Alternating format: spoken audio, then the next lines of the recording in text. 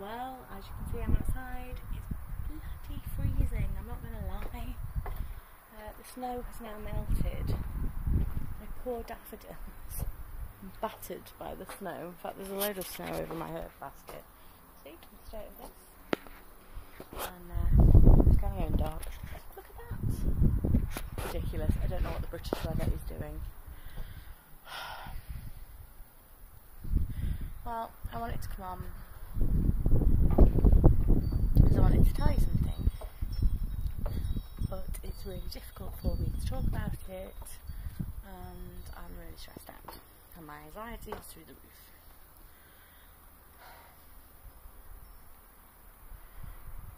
On Monday, the 18th of March 2013, my granddad passed away. I was with him and I was holding his hand and he waited for me because I'd had to do my MS injection and I had to go and take my needles to the sharps bin, and that's when he started skipping breaths. But I got back and I held his hand and he took 4 more breaths and then he was gone.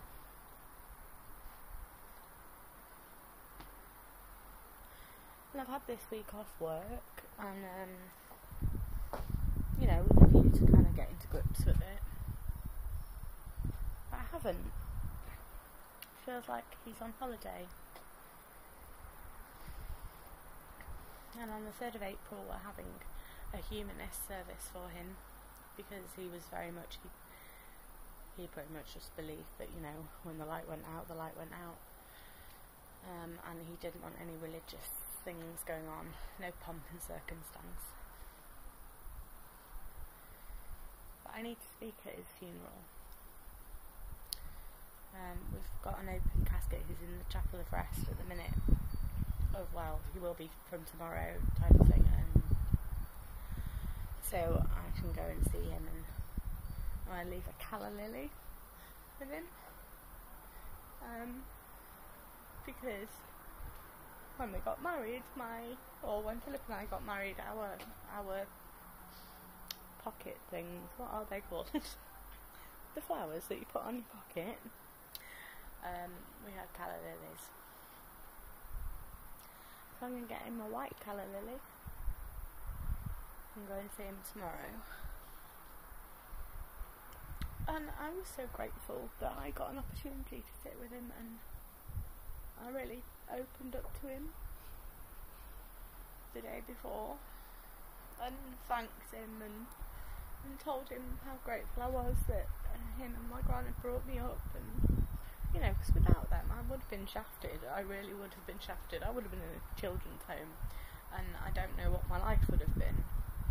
So I'm really grateful for that, and I'm really grateful that I got that opportunity to tell him. But guys, I'm really worried. I don't know what to say at his funeral. And I can't cry.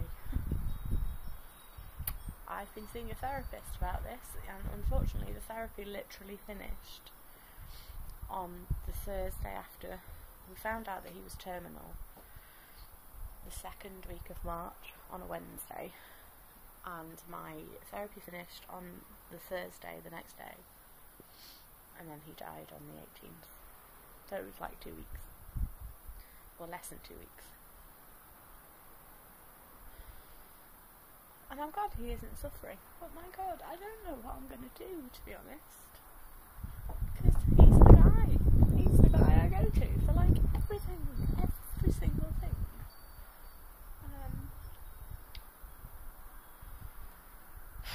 So I don't know what I'm going to say apart from, maybe that's what I should say, maybe that I am going to miss him terribly because he is the go-to guy. Whenever I break anything, I just ring him. I'm like, I've broken this, how do I fix it? You know, I break things quite regularly. So, there'll be a lot of broken things in my house. I don't know,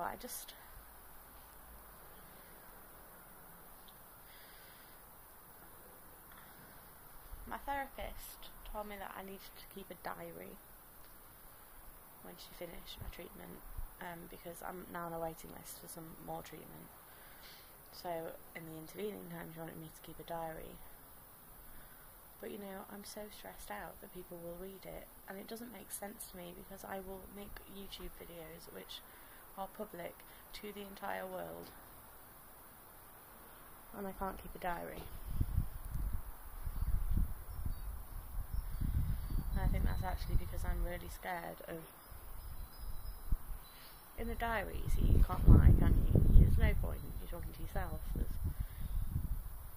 But I'm really frightened what will come out, and I really need one with a lock. So if anybody, come on guys, with your books of shadows and everything, someone must know a reputable, is that even a word?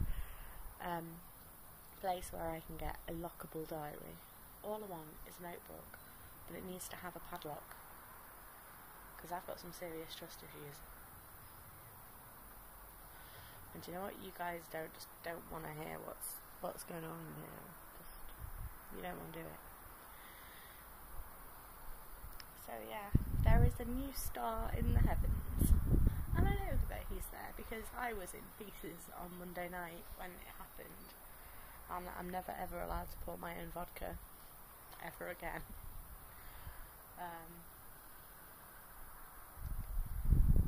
But I've been speaking to my goddesses, and I felt their presence when it was time. I knew it was coming. I could feel her in the room. I knew she was coming to get him. And I kind of struck a deal that I would fully honour my goddesses as long as they looked after him. And when I got home, well, we went back to my grand's house, and I drank vodka, copious amounts of it. And I was outside, and it was snowing, and it was just abysmal. And I looked up, and the moon was sort of popped out from behind a cloud, which made me smile. And right next to the moon was the brightest star I've ever seen. Now, I know it was probably Jupiter or Mars, and I'm very bad at astronomy, oh my goodness. But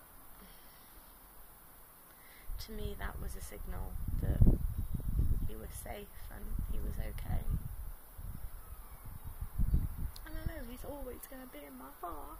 I know that.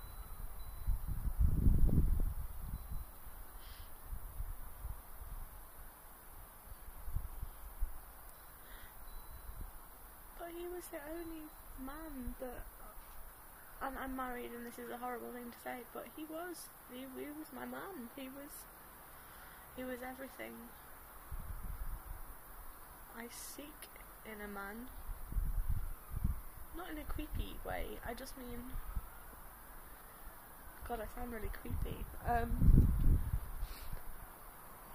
He was, for me, the epitome of what it means to be a man. And he was my go-to. Didn't matter what the problem was. Even now at age 30, I will have nightmares and I will shout for him. And it was always okay before, because he was kind of always a phone call away somewhere, and you know,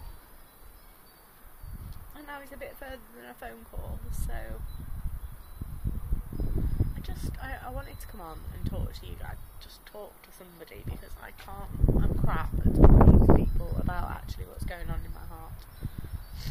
And what is going on in my heart is that I am heartbroken, and I'm really too scared to feel that pain, because if you've been with me on my YouTube channel since the beginning, you know that I came to YouTube when I was in a very dark place.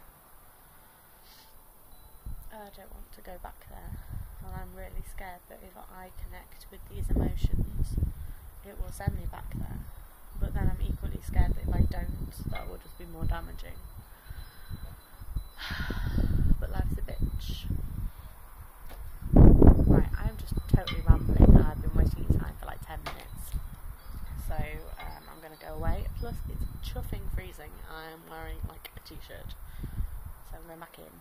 I'm going to make some more videos about altars and things, and this is really going to it's giving me a kick up the arse. It has. It's kicking my arse, but it's giving me a kick up the arse as well to get my life into gear.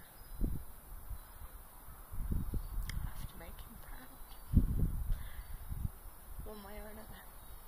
I don't know he was proud really, but I need to keep making him proud. But I also need to stay strong for my gran and the rest of the family, and I need some words of inspiration to hit me, because in under a week I have to send off my speech to the minister of the funeral so that she knows what I'm going to say and how long it's going to be. So I need to get going with that. Okay guys, well thanks for listening, and I'm sorry I've just rambled on. Clearly there's a party going on in the alley behind me. Right, thanks guys.